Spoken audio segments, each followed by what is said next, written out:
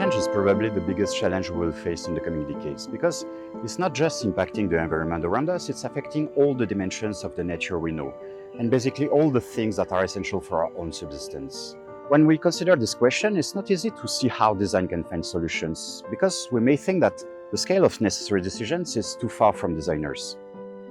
The students from the NUS Division of Industrial Design and the designers from the Design Incubation Center were invited to think first how design can make it possible to initiate better connections with the living, to see how to re-establish a dialogue with nature, how to bring awareness and respect for biodiversity. And from this research came out some unexpected but really concrete propositions. If all the projects are starting from local Singapore spaces, they are holding a very universal message about developing a better relationship with nature in our daily lives. That's why it was interesting to share it in the form of an exhibition and to make it overseas.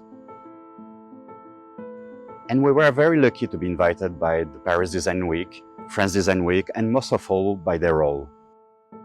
DEROL is a 200 years French institution that is very well known for their involvement into pedagogy, natural science and art. And with this exhibition, they opened the doors of their Parisian Cabinet of Curiosity for the first time to design. In this truly magical place, all the projects were put in resonance with the many specimens around, making every prototype contextualized and the message even stronger.